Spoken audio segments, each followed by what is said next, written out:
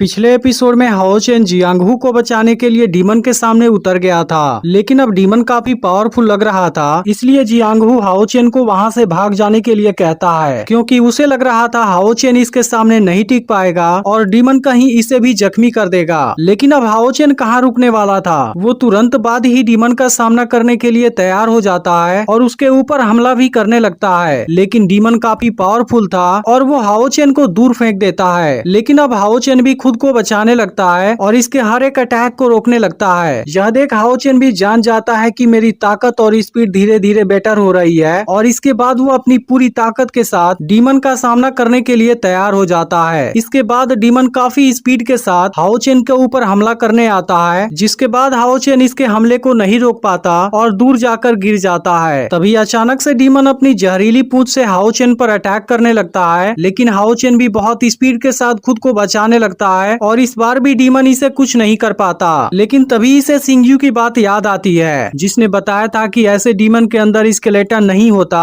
और इनकी बॉडी के ऊपर केवल हार्ड सेल होते हैं और वो अपने जहरीले पूंछ से अटैक करता है। इस तरह से हाओ चेन जान गया था कि इसकी कमजोरी इसकी पेट है, क्योंकि वो उसकी पूरी बॉडी के मुकाबले काफी सॉफ्ट थी। इसके बाद फिर डीमन जैसे ही इसके ऊपर अटैक करने आता है, हाओ चेन खुद को बचा लेता है और इसके पेट को चीरता हुआ दूसरी ओर आ जाता है। अब इसे जख्मी देख हाओ चेन समझ गया था कि इसका आइडिया काम कर रहा है, जबकि जियांगहू और बाकी लोग काफी हैरान थे, क्योंकि हाओ चेन पहले के मुकाबले काफी ताकतवर हो चुका है। लेकिन यह डीमन भी काफी समझदार था। वो तुरंत यहाँ चारों तरफ स्मोक फैलाने लगता है, क्योंकि वो चुपके से हाओ चेन पर अटैक करने वाला था। अब यह देख जियांगहू और बाकी लड़के परेशान हो जाते हैं, लेकिन अब हाओ चेन इसकी चालाकी को समझ गया था और अब इसका सामना करने के लिए पूरा केयरफुल हो जाता है। इसके बाद डीमन जैसे ही इस पर अटैक करने आता है, उसकी आवाज से हाओ चेन उसकी पोजीशन जान जाता है और फिर बहुत आसानी से खुद को बचाने लगता है। लेकिन इसी बीच डीमन फिर से अपनी पूंछ से हमला कर देता है, जिसके बाद हाओ चेन दूर जाकर गिर जाता है और अब हाओ चेन समझ जाता है कि वो इसे जितना ताकतवर समझ रहा था, वो तो उससे ज्यादा भी ताकतवर है। तभी डीमन अचानक से फिर से इसके ऊपर हमला करना शुरू कर देता है, जिसके बाद हाओ चेन भी अपने तलवार की मदद से इसे रोकने लगता है। लेकिन अब जियांगहू और बाकी लड़के काफी परेशान हो गए थे, क्योंकि अब हाओ चेन की जान खतरे में थी। लेकिन इसी वक्त व्हाइट ब्लेड वाली स्किल एक्टिवेट हो जाती है, जिसके बाद हाओ चेन एक झटके में ही डीमन को दूर फेंक देता है और अब काफी स्पीड के साथ इस पर हमला करने लगा था।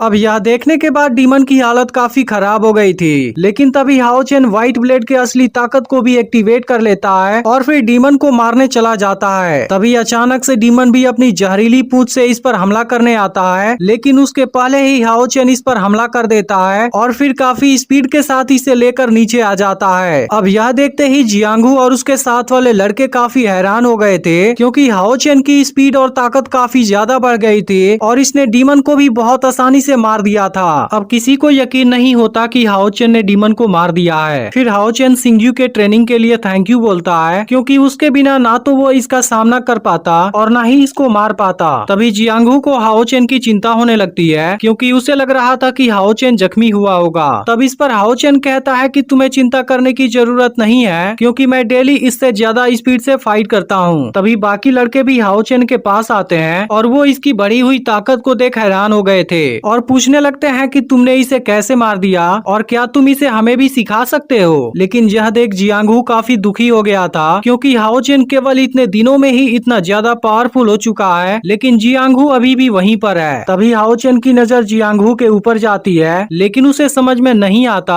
आखिर वो किस बात से इतना परेशान हो गया है। इसके बाद बाकी लड़के हाओ चेन को उनकी जान बचाने के लिए थैंक यू बोलते हैं और फिर यहाँ से वापस चले जाते हैं। फिर हाओ चेन जियांगहू से पूछता है, क्या तुम मेरी जगह पर चलना चाहते हो? लेकिन जियांगहू काफी दुखी था और कह देता है कि मैं नहीं जाना चाहता। अब इस बात से हाओ चेन भी परेशान हो जाता है, क्योंकि उसने जियांगहू को कभी भी ऐसा करते हुए नहीं देखा था और उसे समझ में नहीं आता कि क्या हुआ है। तभी अचानक से यहाँ आसमान में 2 फायर सर्किल एक्टिवेट हो जाते हैं, जिसे देख हाओ चेन हैरान हो जाता है और फिर हम देखते हैं कि इसके अंदर से एक लड़की और एक लड़का बाहर आते हैं। अब इनको देखते ही हाओ चेन पूछता है कि तुम लोग कौन हो, जिसके बाद छोटी लड़की अपना नाम लेंग बुडिंग बताती है और इसके साथ वाला लड़का अपना नाम लेंग बुफेंग बताता है। अब यहाँ पर बुफेंग को लग रहा था कि हाओ चेन एक लड़की है और पूछता है कि क्या तुमने ही इसे मारा है? तब हाओ चेन कहता है कि हाँ, लेकिन मैं एक लड़का हूँ। लेकिन बुडिंग को इसकी बात पर यकीन नहीं होता और इसलिए इसलिए वो उसके बिल्कुल नजदीक जाकर चेक करती है और फिर बुफेंग से बताती है कि ये सच में एक लड़का है। इसके बाद बुफेंग कहता है कि कोई बात नहीं और हाओ चेन से पूछता है क्या तुम इस मॉन्स्टर की डेड बॉडी को बेचना चाहते हो। अब यह सुनकर हाओ चेन कंफ्यूज होता है क्योंकि उसे तो पता ही नहीं था कि इनको भी बेचा जा सकता है। फिर बुफेंग कहता है कि इनको भी बिल्कुल बेचा जा सकता है, जिनके बदले में तुम्हें पैसा मिलेगा और हम इस काम में प्रोफेशनल हैं। तभी बुडिंग कहने जाती है कि तुम्हें मार्केट में 5 गोल्ड कॉइन मिलेंगे, लेकिन तभी बुफेंग इसका मुंह बंद कर देता है और कहता है कि मैं इस मॉन्स्टर के डेड बॉडी के बदले में तुम्हें 1 गोल्ड कॉइन दे सकता हूँ। लेकिन इस बात से बुडिंग गुस्सा हो जाती है और बुफेंग से कहती है कि बिजनेस में कोई भी धोखेबाजी नहीं चलेगी। जिसके बाद बुफेंग हाओ चेन को 3 गोल्ड कॉइन ऑफर करता है और इस मॉन्स्टर की डेड बॉडी मांगने लगता है। अब इस बात से हाओ चेन काफी खुश था क्योंकि इस तरह से इसके पास पैसा आ जाएगा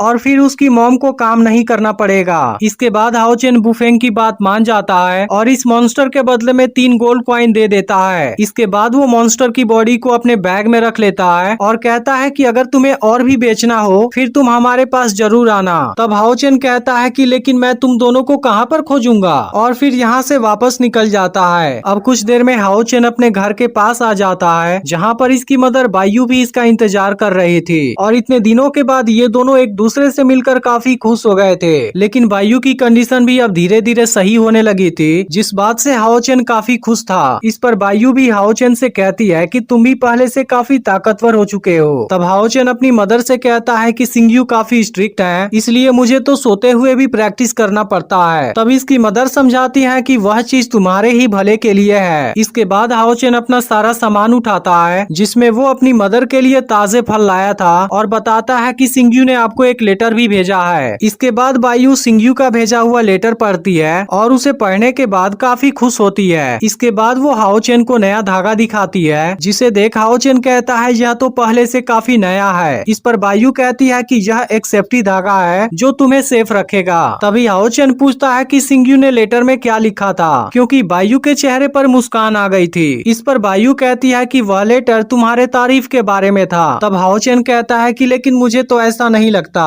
इस पर बायू पूछती है क्या तुम सिंगयू को पसंद नहीं करते। तब हाओ चेन कहता है कि वैसे तो सिंगयू काफी अच्छे हैं, लेकिन वो मुझसे बहुत ज्यादा प्रैक्टिस करवाते हैं। तभी बायू की नजर हाओ चेन के रिंग पर जाती है और फिर वो हाओ चेन से पूछती है कि यह तुम्हें कहाँ से मिल गया। तब हाओ चेन कहता है कि यह रिंग मुझे मेरे एक ओल्ड फ्रेंड ने दी है। इस पर बायू कहती है क्या मैं भी इसे देख सकती हूँ। जिसके बाद हाओ चेन डरते हुए रिंग उनको दे देता है। इसके बाद बायू रिंग को देखती है जिस पर लिखा था कि तुम मुझे भूल मत जाना। यह देख बायू हाओ चेन से पूछती है क्या वो एक लड़की है। अब इस बात को सुनकर हाओ चेन शर्माने लगता है और पूछता है कि आपको इस बारे में कैसे पता चल गया। अब इस बात पर बायू मुस्कुराने लगती है और फिर इसे रिंग वापस कर देती है। जिसके बाद हाओ चेन भी सेम वही चीज लिखा हुआ देखता है। इसके बाद हम लड़की को देखते हैं जो फिर से टेस्ट देने के लिए गई थी। इसके बाद वहाँ पर एक मिस्टीरियस आवाज पूछने लगती है कि क्या तुम चौथे राउंड के टेस्ट के लिए तैयार हो गई हो। जिसके बाद लड़की दुखी मन से अपना सिर हिलाती है। इस पर मिस्टीरियस आवाज बताती है कि तुम हर राउंड में अपने 6 सेंस में से एक सेंस को खो दोगी और अब इस आने वाले राउंड में तुम अपना विजन खोने वाली हो। अब इस बात से लड़की काफी दुखी हो जाती है और फिर हम देखते हैं कि वो हाओ चेन को अभी भी नहीं भूल पाई है और उसके बारे में सोचने लगती है। लेकिन इसके बाद टेस्ट शुरू हो जाता है और अब एक पावर लड़की को ऊपर लेकर चली जाती है। फिर हम देखते हैं कि यहाँ पर कोई पावर थी जिसके अंदर से कोई मिस्टीरियस तलवार निकलती है और देखते ही देखते इसके कई कॉपी जनरेट हो जाते हैं। इसके बाद ये सभी तलवार लड़की की बॉडी से अटैच हो जाते हैं और फिर लड़की की आंख से कोई पावर निकलनी शुरू हो जाती है, जिसके कुछ समय गुजरने के बाद ही लड़की को दिखना बंद हो जाता है। इसके बाद हम हाओ चेन को कहीं पर बैठा हुआ देखते हैं जहाँ हाओ चेन को आज का चांद काफी खूबसूरत लग रहा था और वो कहता है क्या तुम भी इसे देख रही हो। और तभी एक मैजिकल बटरफ्लाई इसके रिंग में टकरा जाती है, जिसे देख हाओ चेन पूरी तरह से हैरान हो जाता है। इसके बाद हमें 1 साल बाद का सीन दिखाया जाता है जो मून सिटी के अंदर था। फिर हम इस सिटी में हाओ चेन को देखते हैं जिसे सिंगयू ने कहा है कि यहाँ पर इसे एक नया चैलेंज मिलेगा, लेकिन हाओ चेन को अभी तक ऐसा कुछ नहीं मिला है और अब हाओ चेन भी जानना चाहता है कि आखिर वो अगला चैलेंज है क्या।